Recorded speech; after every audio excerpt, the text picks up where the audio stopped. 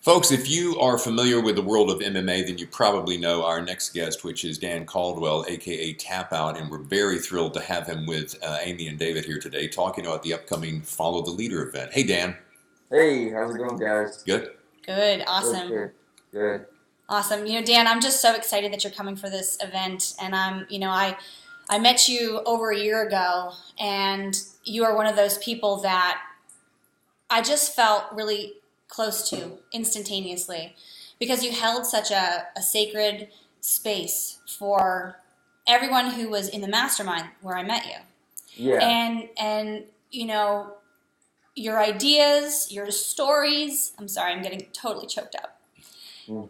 Your stories are so heartfelt, and the work that you do in the world, mentoring teenagers and everything that you do is just, to me, it's an inspiration. And I really wanted to share that with Charlotte, and that's why I asked you to come.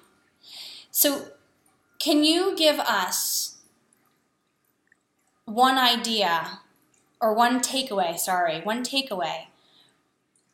No, hold on, let me... No, keep going. No, keep going. No, keep going. Okay. Can you give us an idea? No, hold on. I want to get to the right question. I'm not editing this, so. Oh, you're not? No, we're going straight ahead. Keep going. Pretend we're not. That's called live. Yeah. Right? Yeah. No cutty. Yeah, you are cutting this. Nope. Yes, you are, Dan. Do me a favor and just keep going. Tell me and our audience why you're so pumped to come to Charlotte and what you're willing to give Charlotte when you come here to follow the leader on May 16th.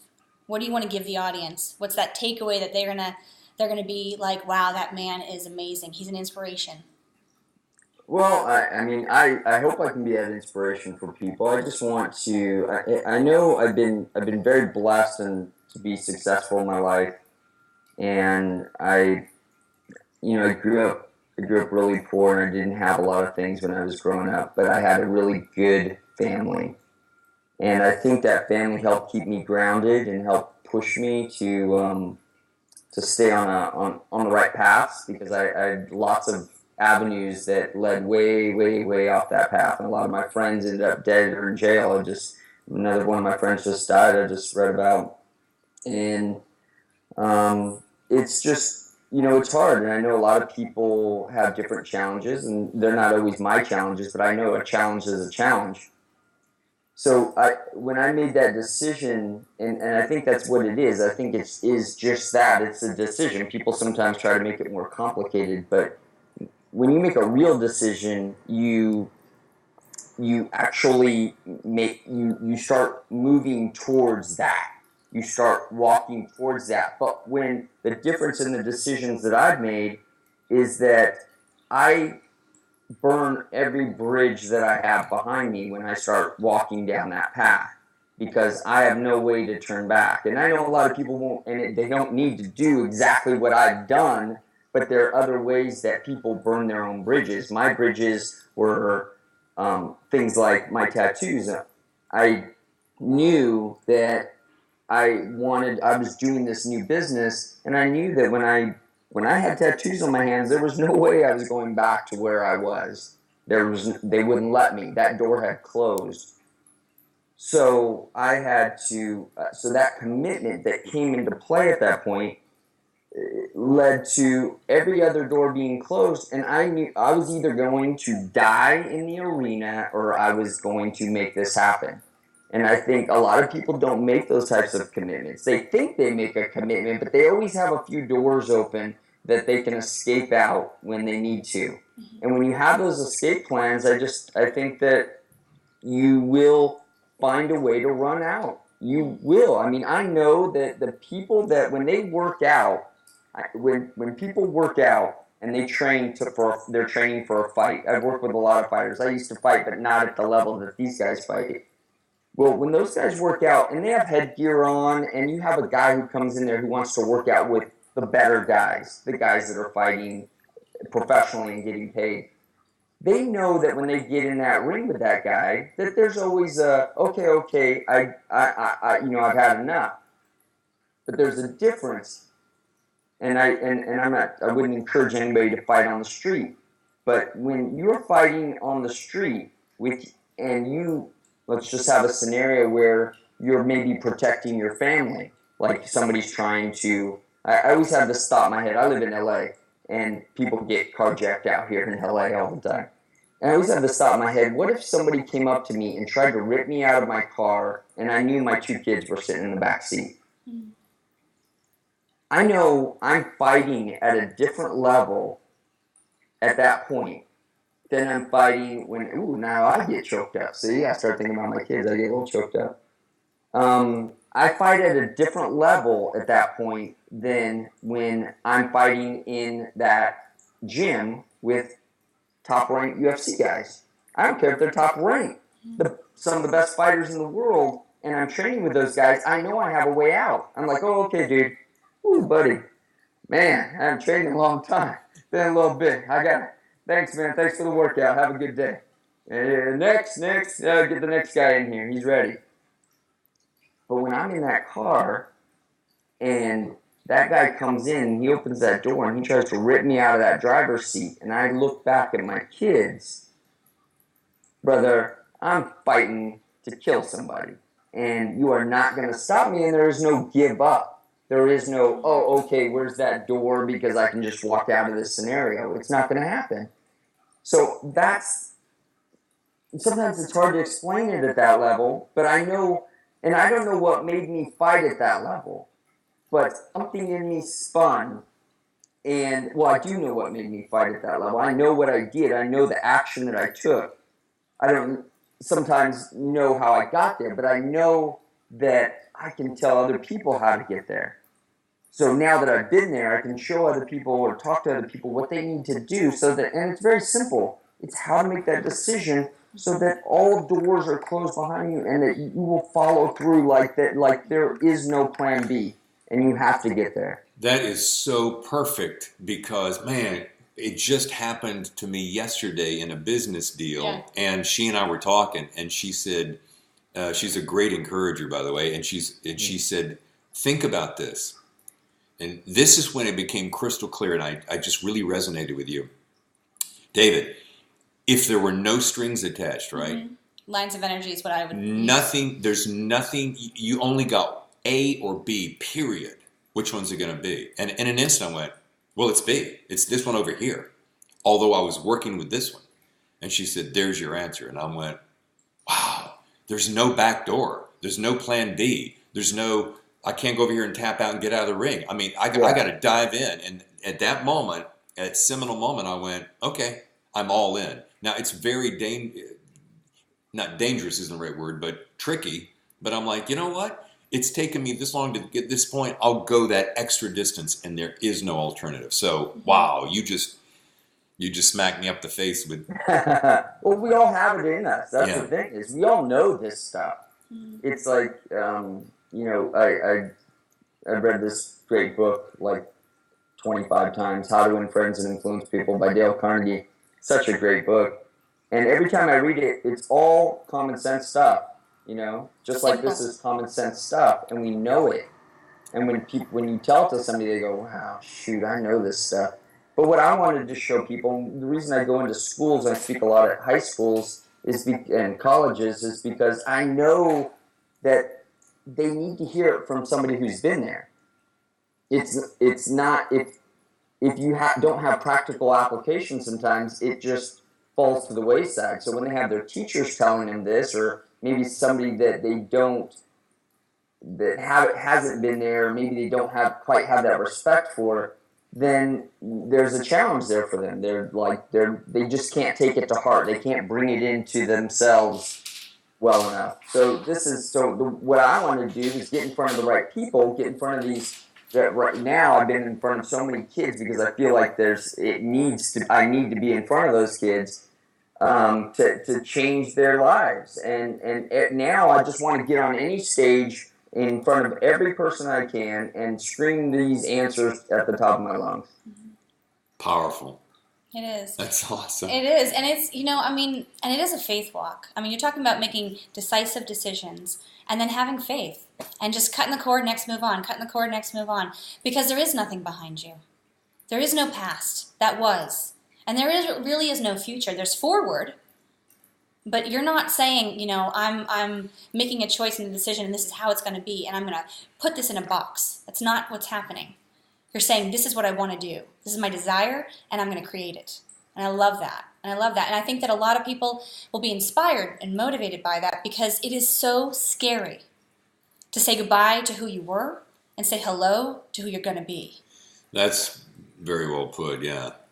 It's scary. Scary is a good word. Yeah. Because that's exactly what it is. It's scary for people. It's scary to know, like I felt for you when you were saying that you had a challenge and you were going down path A and you realized that you need to be on path B. And that change sometimes is horrifying to think that I got to unravel. I don't know exactly what your scenario was, but I can feel for it because I can apply it to my life.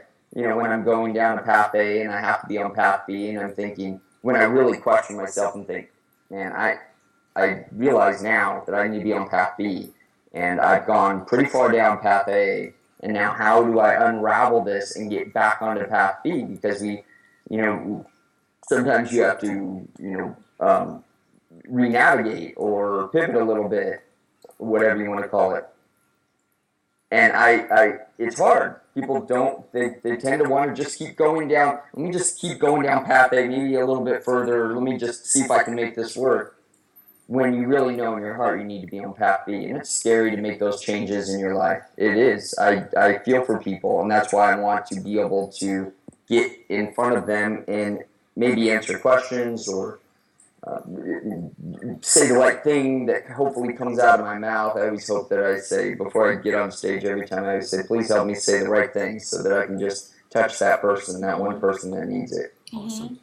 And for those of people who don't know you, they know your brand, but they don't know you, you're very impressive to me because you have 16 businesses. And so to be able to close doors and to know that you're making the right decision when you're dealing with so many really tough decisions at once. Can you speak to that a little bit about how you have that clarity and how you have that knowing? Well, when I said 16 business, I might have overstated that a little bit. That was my rant when I was mad at this email that just came through. But I probably have somewhere around 11 or 12, something like that.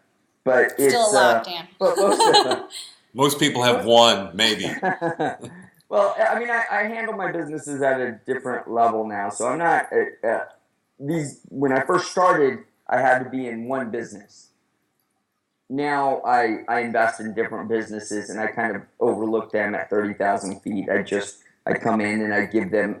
I try to make a good decision, educated decision, because maybe I've been in that place before for that person who I'm working with who started that company, or maybe we started that company together. Like I'm starting a company right now that is a product-based business, and he's never been down these paths before. So when yesterday we had to offload a big piece of equipment, and it's $100,000 piece of equipment, and he was like, well, I can get this guy for $150. He'll come down and no. I said, nobody. We need to get an insured person who can come down and unload this piece of equipment, because it's not worth saving $1,000. I know you want to save $1,000, and nobody wants to save $1,000 more than I do because it's my money to unload this piece of equipment. But if that piece of equipment falls off that truck and is destroyed, and we don't have a bonded company, then we're not going to be in a good. I'm not going to be very happy, and we're not going to be in a very good place as a business because we have no way to replace that equipment. So, I know I've been down these paths, and I know I can shed some light on certain things for people that hopefully in my speech, that's what I always try to do, is to put in my speech all those things. I'm always thinking about, like, I'm sitting in the audience, and what are those things I needed to hear from myself, because I didn't have mentors or someone growing up. I didn't have anybody to really look up to. I looked up to my parents in the way that, but I never saw, how when people are close to you, you don't think of them like that. Mm-hmm. But my parents, looking back, obviously, my parents, man, I can't thank them enough. I mean, I keep trying to thank them more every day, but I can't thank them enough for keeping me on that right path. But they didn't have they never, the one thing I was always jealous of is those people that got pushed. I mean, I would read biographies or listen to biographies to the guys who got pushed, and I realized that nobody was going to push me to do anything. I had to be a self-motivator at this point because nobody was going to push me to go get up in the morning and go get this thing done for my business. I didn't have, my parents never pushed me in sports. You know, a lot of people had that in sports.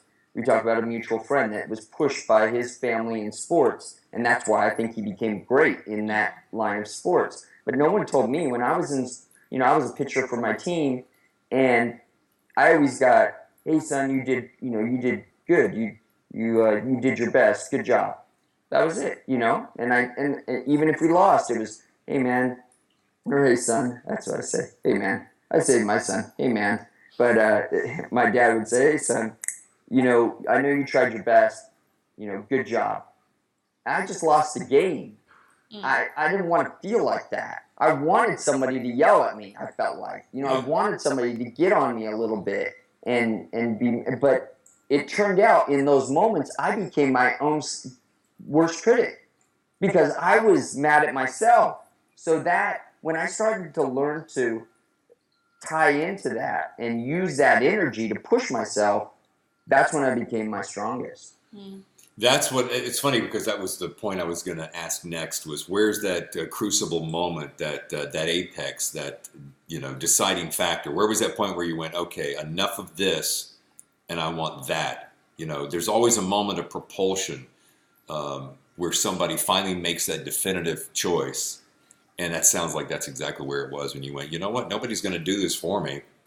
I got to do it myself. Again, back to decisions and choices and making a decisive decision, sticking to it, and, you know, barreling through. You know, and as this pertains to, not to sound like a sales pitch, but as this pertains to follow the leader, you know, we have to, we know our speakers, both of us included, will bring something that encourages and teaches and motivates and inspires those whom have come to share with us, that they can become, as Amy will say, the best that they can be. Or as I say, you know, what's that thing that makes you tick so that we can take one step forward and be more? And your point of having, let's call it the point of no return, where you have to make that definitive choice. That's what I hope we will really challenge a lot of our visitors in the audience, and they go, that's the crucible moment where we launch into the next phase. Yeah, you know, I mean,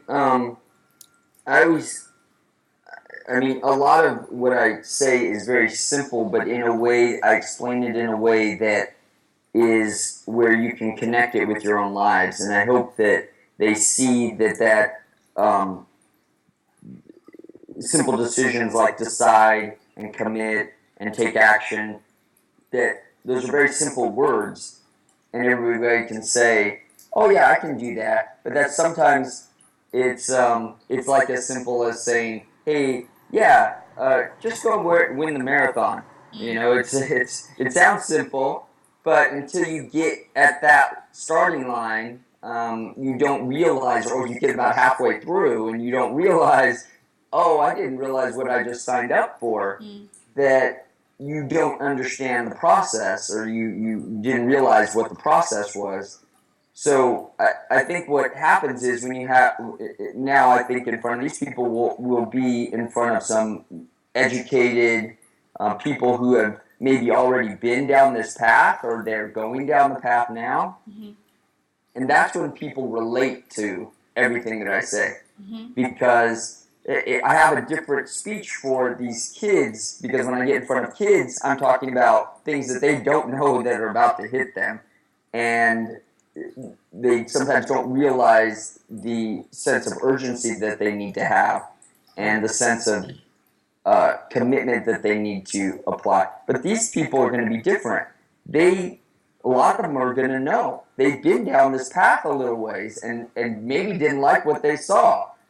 And now we're trying to figure out, what am I doing right now? Where am I supposed to be right now? Am I supposed to be right here on this path? And because I just came up against, I just saw a lion, and I didn't like it, and I don't want to keep walking. I want to go home. And I just want to tell them that, you know, if you face your fear sometimes, if you face that lion, if you actually decide that I'm going down that path, and Mr. Lion, you're just in my way. I'm sorry, you're going to have to either move aside, or we're going to have to figure something out, or we're gonna have a problem.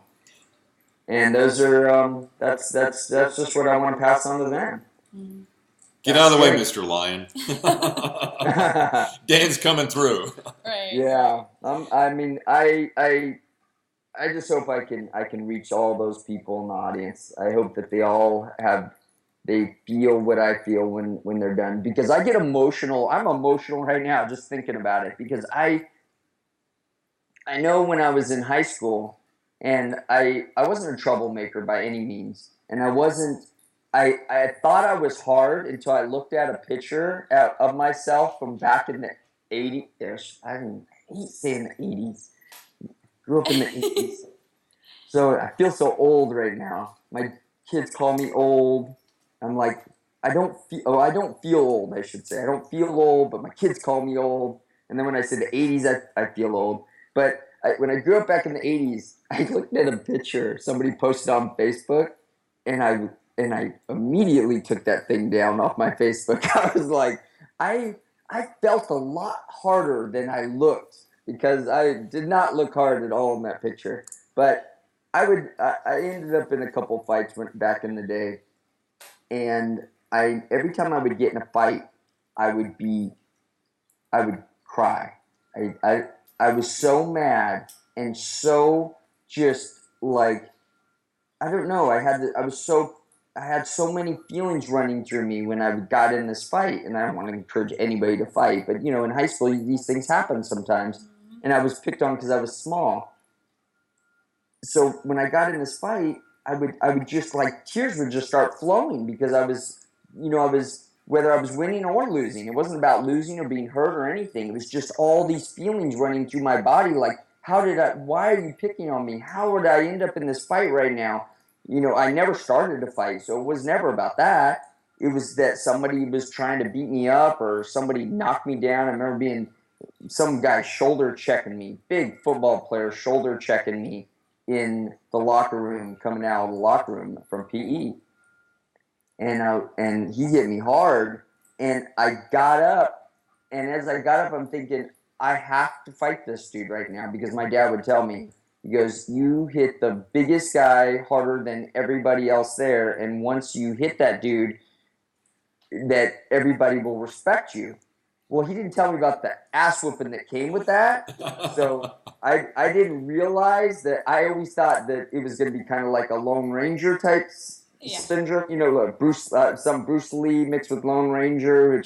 So when I attempted to tackle this dude or hit this dude, I received a very good ass whooping afterwards, and it didn't work out exactly like I had it in my head. But I was so mad, and I was crying the whole time, and he just threw me around like a rag doll. But I always remember that passion that came through. And I don't know exactly where I was going with all that, but I just know that being that passion, if you can tap into that passion, it will. And I know when I can touch that passion, I know every time I get on stage, I hit that passion within myself. And I know, or I hope people can relate to that, because it really brings me close to my audience when I start telling those stories. Because I tell them stuff that I had not told anybody until I started speaking. I'd never, ever, when people would ask me, hey, how do I do this in my business, or can you give me any tips?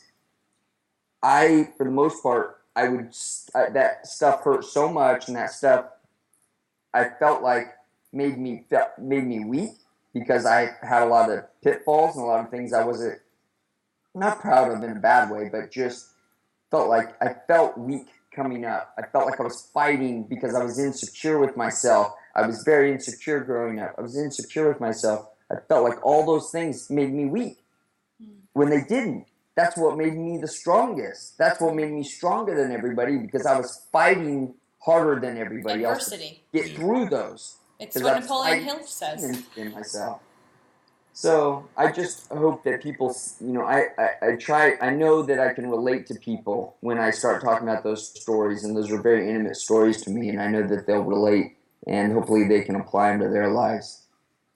Well, and I think that what you're talking about, that passion that you tap into, it relates to your relationships. It relates, to not giving up on a marriage or a business, or whatever that relationship is. And that's what we're so excited for you to be with us to describe, and so that people can feel that and that they can be inspired by that. So thank you so much for your time. Yeah. And thank you Thank for you, your guys. vulnerability. I had Yeah. no idea you were such a sensitive young man. Don't let the tattoos fool you. Yeah. Dan and I have had many awesome conversations that have Yeah. It's that fight in me. Don't tearjerkers. these tattoos fool you for sure. Yeah. But I was watching my son. My son was in a play last night, and shoot, the whole play I was a mess. I was like, I couldn't even believe it. Like I didn't want to be. I was like, this play's about Annie. Like this I should be happy. But the whole time I'm watching my little boy up there acting, and That's awesome. I'm a big pushover. That's awesome. Dude, I cannot wait to see you in person. We're looking forward to it. Thanks a lot, guys. I can't wait to get out there, man. It's like, the speaking endeavor is kind of new to me, and I've had so much fun doing it and working with the best in the world to get, because I wanted to. First couple times I ever spoke, I don't feel like I gave these people what they needed. And I said, you know what? I'm going to take a year off. I'm not going to speak anymore because I wasn't a good speaker at all. And I said, I need to get good at this. Those people that I'm standing in front of deserve the best. They deserve the best Dan that can show up. And so I went and I paid a lot of money to work with several different people, but one particularly to really dial in my speaking. And I just want to, every time I get up there, give them everything I have. And I think that's what I'm bringing. And I can't wait to get in front of that audience out there in North Carolina. I say North Cal. I'm about to say NorCal. In North Carolina, because not only do I have friends out there, but I'm excited to just speak somewhere else other than California, because a lot of my speeches tend to be in California. Yeah, and I know that the UFC gyms out here are psyched to see you, and there's a bunch of people coming, and we're psyched to see you. I can't wait to give you a hug. Oh, thanks, guys. Yeah. I'll see you guys out there. I'm excited. Can't wait. All right, awesome. Bye. Bye. Okay, thanks, guys. Bye.